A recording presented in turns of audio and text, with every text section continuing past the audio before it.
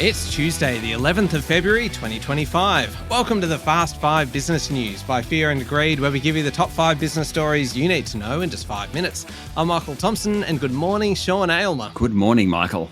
Sean, 5 big stories to get through in 5 minutes. Let's get cracking. Story number 1, Australian steel and aluminium exports to the United States could be hit by tariffs after US President Donald Trump announced a 25% impost on metal imports from all countries. He flagged it a couple of weeks ago and confirmed it over the last 36 hours, though he didn't say when it would come into effect. Australia sells more than $1 billion worth of steel and aluminium to the US.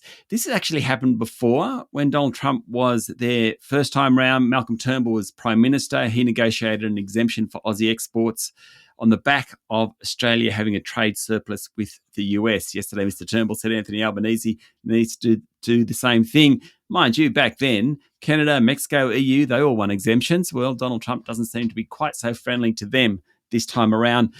Mr. Albanese said he's scheduled a discussion with Donald Trump about the tariffs. He said he'll keep everyone informed on that one. Bit of a litmus test for the federal government, for the Trade Minister, Don Farrell, for Anthony Albanese. It's kind of the first time under the new Trump administration that we've run foul of what he's talking about. So it'll be interesting to watch. What impact did this have yesterday, Sean? How did it hit the local metal manufacturers, and then before that as well, the iron ore miners that provide the raw material for the steel? It very much depends where they have factories. BlueScope's the biggest steel maker in Australia. Its share price actually rose. It might benefit from it because it spent $5 billion in the US, particularly around Ohio, building factories.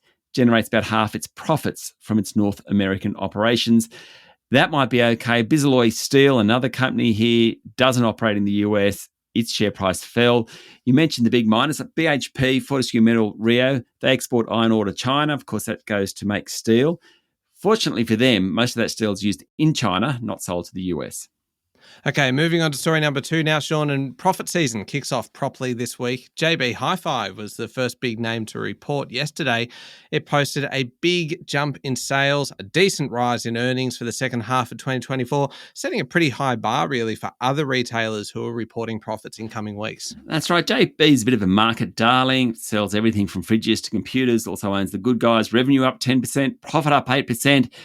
All that's pretty good. Problem is, CEO Terry Smart said sales had continued into January, though he was somewhat cautious. This is a company that investors expect to do really, really well all the time. When the boss says it's cautious, people get nervous. As a result, JB's share price ended down 5% yesterday.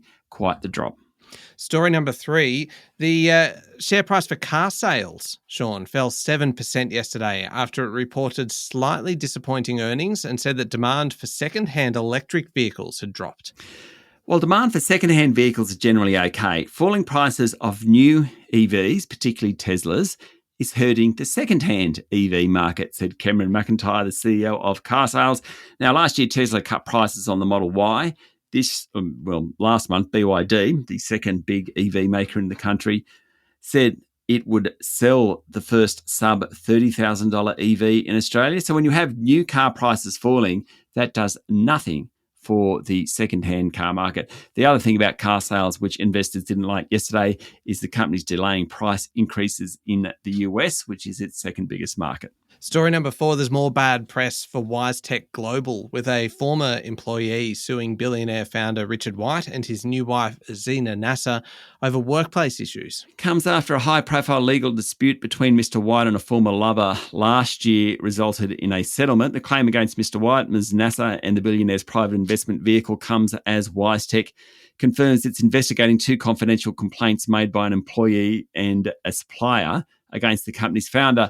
Nine Media is also reporting that Mr. White is facing new allegations of inappropriate conduct, also yet to sign a 10-year consultancy agreement with the group, which he negotiated when he resigned as chief executive late last year. Now, Mr. White has come out in a statement. He said he's open, trusting, generous, and as a consequence, naive to how extreme wealth changes things. I was certainly not prepared for the numerous attempts to extract money from me that I've received over the past 5 years from people from all walks of life, both male and female. I am now much more guarded, sceptical, and prepared to defend myself against spurious claims.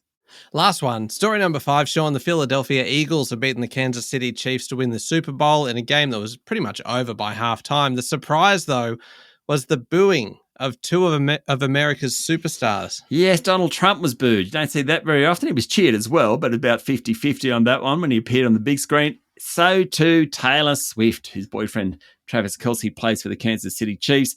She was booed big time by the Philadelphia Eagles fans. Plenty of famous people there. Rupert and Lachlan Murdoch, Apple's Tim Cook, Argentinian World Cup winner Lionel Messi, hip-hop star Jay-Z, Adam Sandler, actors John Hamm, Bradley Cooper. They're all there. Average ticket price on resale platforms, about $10,000. That is quite something. All right, there we go. The top 5 business stories in 5 minutes. Thank you, Sean. Thank you, Michael. It is Tuesday, the 11th of February, 2025. Remember to hit follow on the podcast, and in 5 minutes isn't enough. You can find our longer daily show called Fear and Greed wherever you listen to podcasts. I'm Michael Thompson, and that was the Fast 5 Business News by Fear and Greed. Have a great day.